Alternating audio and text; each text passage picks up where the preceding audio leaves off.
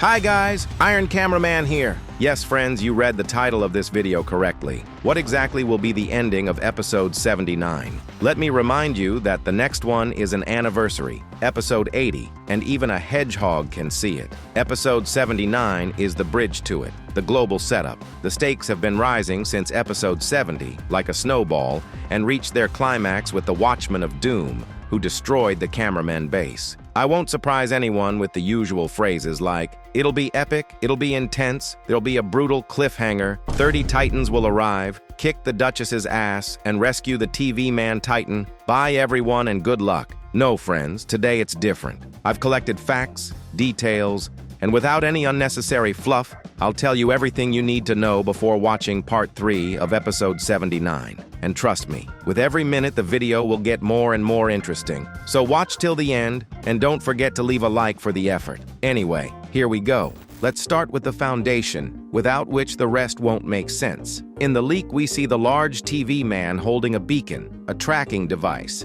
As Boom himself says, he's standing against the backdrop of a red sky, which reminds us of the location from episode 77, but that doesn't necessarily mean it is the same place. Maybe Boom just reused the same or a similar skybox, because it doesn't make much sense to return to a location that represents such an obvious danger. Even though the model looks intact, it's unlikely he would have escaped the abyss from both the Watchmen of Doom and the Hunter without a scratch. That would mean he didn't fight, even though we saw the opposite. He was clearly preparing for battle. Considering that Boom has recently twice switched models from intact to damaged, including in a leak, there's no reason to assume that the battle in the abyss didn't happen, which makes its outcome all the more intriguing. Obviously, even if the group had managed to defeat the Astro, the Watchmen of Doom wouldn't have left them a chance. If we assume that somehow they escaped from the abyss, for example, thanks to a distraction from Jeffrey, then it's unlikely that the leak shows that exact place, because it's under open sky, while the floor under the group's feet changed from the Cameraman base to an iron one, which usually belongs indoors. The only thing clear is that the beacon was clearly installed on the Astro, who followed the group into the abyss. The large TV man already evacuated the others, so the Astro might have started hunting him, hoping to track where he teleports, including to the Speakerman base. That scene is planned for this part, but we don't see the base itself, and revealing it to the Astro at their first appearance seems unlikely, which means the large TV man's group still has to get there. The question is, how? The thing is, maybe the TV men can no longer safely use teleportation because the Watchmen of Doom could simply intercept them in the abyss, since there's only one abyss regardless of the destination. Plus, after the destruction of the TV men base, they're probably forced to take extra precautions, because direct teleportation, for example, to the Speakerman base could expose the base itself if the Astro with the beacon followed, like almost happened in episode 78. In that case, the TV men first teleport to a safe intermediate point, make sure they aren't being followed, and only then teleport again to the base. But what if the Astro actually let the group go, sending an invisible spy after them to reveal the Speakerman base? That would be yet another genius plan of theirs, but as we see from the beacon in the large TV man's hands, it didn't work out. Now let's move on to theories. We still haven't learned any details about G-Man. Earlier I assumed that G-Man would meet with the Duchess, and through their dialogue we'd learn new information. But G-Man never appeared at the Cameraman base, and the Duchess didn't even follow the Watchmen of Doom into the abyss. Since the large TV man is heading for the Speakerman base, it's also unlikely that we'll see G-Man there or on the way. More likely, he'll go save the remains of his squad, or continue probably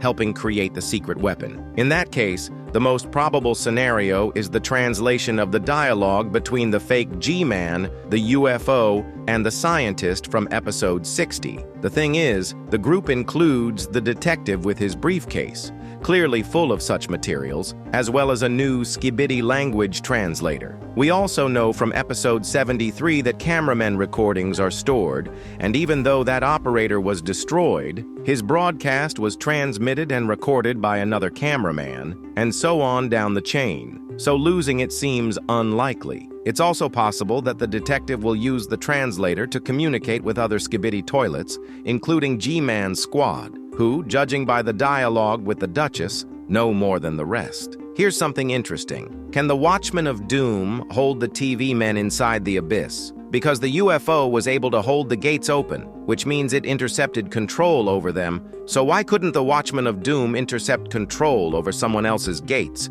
Only in reverse, preventing them from opening. On one hand, it makes sense, but on the other, we know almost nothing about the abyss. Is it even possible to enter it without having a teleportation destination? Judging by Jeffrey, yes. Although maybe he simply didn't leave the abyss, even though he had reached the destination. I think we'll get an answer to this in part 3, and since the large TV man still managed to get out alive, it's possible that the only ability to stop teleportation remains the one shown in episode 70. But we shouldn't rule out the earlier theory that the Astro sent a spy after the group. And now the question, why is the Duchess immune to paralysis? In part 2, she was hit by turrets twice, but it had no effect. I have 2 explanations. First, Astro genes.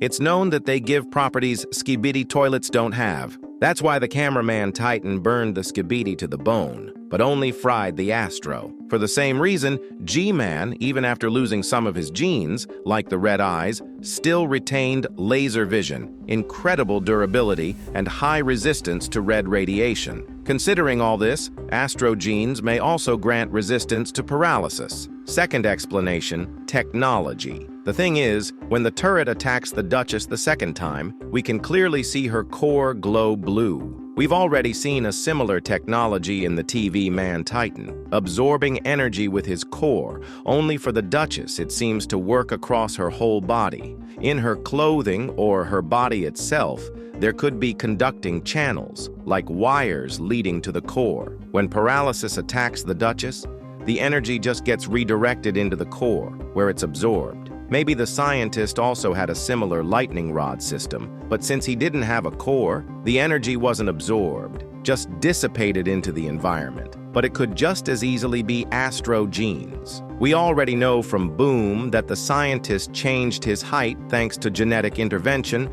plus he himself was Astro, just like G-Man. As you probably already know from the breakdown of part 2, the camera woman was saved by the PC man. But the less obvious detail is that he saved not only her head with the recordings, but also her body, since it disappeared from its place. Obviously, the dead don't walk, and the situation was perfect. The chaos of battle, when all attention was on the Watchmen of Doom. That's when the PC man took the body. It makes sense, because this way it'll be much easier to restore her, basically just reattaching the head. How? The same way as with the twins in Alpha Hills. They were damaged, but in the next episode they returned intact, which means the secret agent or the PC men under his command have the ability to restore agents, especially since they've already picked up others on the brink of death more than once. At their next meeting, G-Man may take revenge on the Duchess for Michael Jackson. From the mafioso's dialogue and from the very existence of G-Man's squad,